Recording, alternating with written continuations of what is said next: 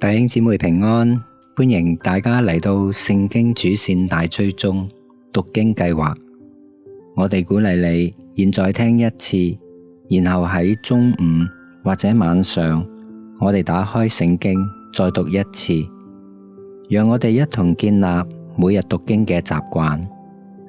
今日係11月15日，經文係記載喺阿摩司書第4章1至到13節。今日嘅經文主題係以色列不知悔改。我哋一齊嚟聽下今日嘅經文。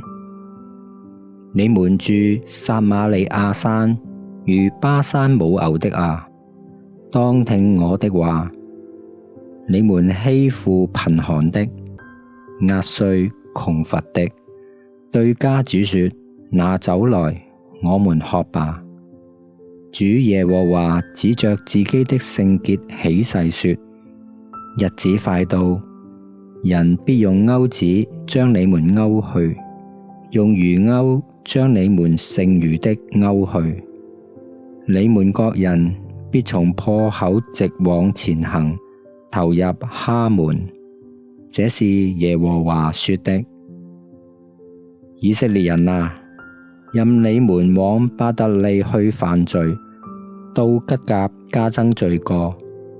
每日早晨獻上你們的祭物，每3日奉上你們的1/10，任你們獻有酵的感謝祭，把甘心祭宣傳報告給眾人，因為是你們所喜愛的。這是主耶和華說的。我使你們在一切城中牙齒乾淨，在你們各處糧食缺乏，你們仍不歸向我。這是耶和華說的。在收割的前3月，我使雨停止，不降在你們那裏。我降雨在這城，不降雨在那城。這塊地有雨，那塊地無雨，無雨的就枯乾了。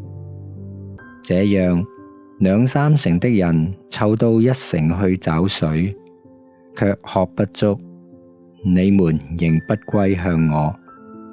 這是耶和華說的。我以旱風、霉爛攻擊你們，你們園中許多菜蔬、葡萄樹、無花果樹、橄欖樹都被剪蟲所吃，你們仍不歸向我。這是耶和華說的。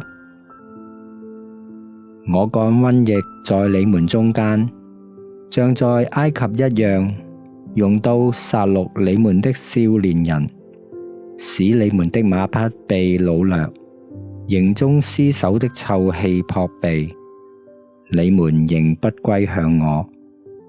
這是耶和華說的。我傾覆你們中間的城邑，如同我從前傾覆所多瑪、蛾摩拉一樣，使你們好像從火中抽出來的一根柴，你們仍不歸向我。這是耶和華說的。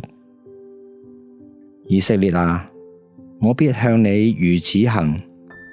以色列啊，我既這樣行，你當預備見你的神。那創山造風，將心意展示人，使晨光變為幽暗，腳踏在地之高處的，他的名是耶和華萬軍之神。今日嘅經文主題係以色列不知悔改。阿摩司指出以色列嘅富戶欺壓窮苦人，人們一邊獻上1/10，一邊又向偶像獻祭，結果上主讓饑荒、乾旱、蝗災、瘟疫同埋毀滅臨到佢哋。可惜嘅係佢哋仍然唔會回轉歸向上主。盡心思考，以色列遭受災禍嘅原因係咩呢？上主最近用咩嘅方式嚟管教你，使你回轉歸向佢呢？親愛嘅弟兄姊妹，願我哋讀聖經嘅說話，亦都思考聖經嘅內容。願神嘅說話祝福大家。